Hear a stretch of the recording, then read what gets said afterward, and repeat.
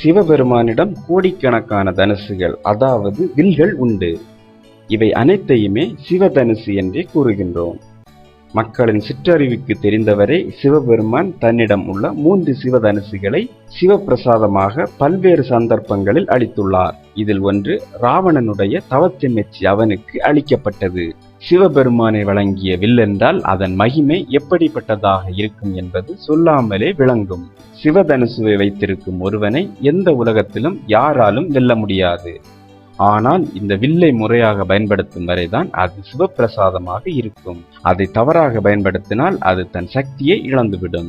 இதை பூரணமாக உணர்ந்தவன் தான் ராவணன். ஆனால் தான் என்ற அகங்காரம் காரணமாக சிவவாக்கை மறந்து எல்லா லோகங்களுக்கும் சென்று அனைத்து லோகங்களையும் வென்று தேவர்கள், கந்தவர்கள் என அனைவரையும் வென்றான்.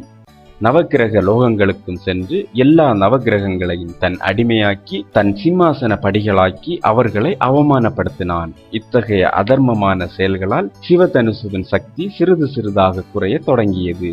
அனைத்து லோகங்களையும் வென்ற ராவணன் கடைசியில் பிரம்மலோகத்திற்கும் சென்றான். பிரம்மாவையும் வென்று தன் அடிமையாக்க வேண்டும் என்பது அவன் விருப்பம். பிரம்மலோகம் சென்ற ராவணனுக்கு ஒரு அதிர்ச்சி காத்திருந்தது. ராவணனின் தவறான செய்கைகளால் தன் சக்தியை கொஞ்சம் கொஞ்சமாக இழந்து வந்த சிவதனுசு ராவணன் பிரம்மலோகத்தை அடைந்தவுடன் முழுவதுமாக தன் சக்தியை இழந்துவிட்டது. இதை சற்றும் எதிர்பாராத ராவணன் செய்வதறியாது திகைத்தான். பிரம்மலோகத்தை ஆளும் பிரம்மாவை எதிர்க்க முடியாமல் வெட்கமடைந்து தலை குனிந்தான் ராவணன். தன் செய்கையால் தனக்கு ஏற்பட்ட அவமானத்தை நினைத்து வருந்தி உடனடியாக தன் சொந்த அரக்கலோகத்திற்கு வெறுங்கையுடன் திரும்பிவிட்டான். இனி சிவதனுசால் என்ன பயன் என்று எண்ணி அதை தூக்கி எறிந்து விட்டான். இதை பார்த்தார் ஜனக மகாராஜா. சிவப்பிரசாதம் என்றுமே சிவப்பிரசாதம் அல்லவா? இதை ராவணன் அறியவில்லையே என்று வருந்தி அந்த சிவதனுசுவை தான் எடுத்து வைத்துக் கொண்டு அதற்கு தினமும் எல்லா விதமான அபிஷேக ஆராதனைகளையும் பூஜைகளையும் பன்னெடுங்காலமாக ஆற்றி வந்தார் ஜனக மகாராஜா. காலசக்கரம் சுழன்றது. குழந்தை பாக்கியம் இல்லாததால் சீதையை பூமியில் கண்டெடுத்து தன் மகளாக ஜனகர் வளர்த்து வந்தார். சீதை சிறுமியாக இருக்கும் போது ஒரு நாள் தன் தோழிகளுடன் பூப்பந்து விளையாடி கொண்டிருந்தாள். அப்போது அந்த பந்து உருண்டு போய் சிவதனுசுவின் கீழ் மறைந்து விட்டது. பந்தை தேடி வந்த சீதை தனது இடது கையால் சிவதனுசுவை சாதாரணமாக தூக்கி பிடித்துக் கொண்டு வலது கையால் பந்தை எடுத்துக்கொண்டு ஓடிவிட்டாள். இந்த காட்சியை கண்ட ஜனக மகாராஜாவுக்கு ஒரே ஆச்சரியம். ஏனென்றால் அந்த சிவதனுசுவை 10,000 வீரமல்லர்கள் சேர்ந்தால்தான் நகர்த்தவே முடியும். ஆனால் இந்த குழந்தை அலட்சியமாக இடது கையால் தூக்கிவிட்டதை அவரால் தன் கண்களையே நம்ப முடியவில்லை. அதே சமயத்தில் இன்னொரு வருத்தமும் அவருக்கு ஏற்பட்டது.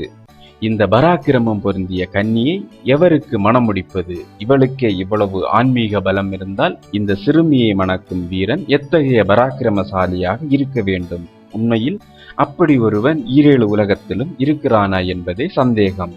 இருந்தாலும் எப்படி, எங்கே அவனை தேடுவது? இப்படி பல்வேறு சிந்தனைகளில் உழன்றார் ஜனக மகாராஜா. மகளுக்கு திருமண வயது வந்தவுடன் தகுந்த மணவாளனை தேர்ந்தெடுப்பது என்று ஆலோசித்தார். ஒவ்வொருவரும் தங்களுக்கு தோன்றிய அற்புதமான யோசனைகளை எல்லாம் கூறினர். இறுதியில் சிவதனுசுவை நாணேற்றி உடைப்பவருக்கே சீதாதேவி மனைவி ஆவாள் என்று அறிவித்தார். அதன் பிறகு நடந்தவைகள்தான் ஸ்ரீராமர் சிவதனுசுவை நாணேற்றி உடைத்து விட்டார். அதன் பிறகு அவருக்கு திருமணம் நடந்தது. அதற்கு பின் முறிந்த சிவதனுசு என்னவாயிற்று என்பதை பார்ப்போம். நாம் நினைப்பது போல சிவதனுசு என்பது சண்டைக்காக பயன்படுத்தக்கூடிய ஒரு வில் மட்டுமன்று. சிவதனுசு சிவபெருமானுடைய திரண்ட சக்தியின் ஒரு கூறு.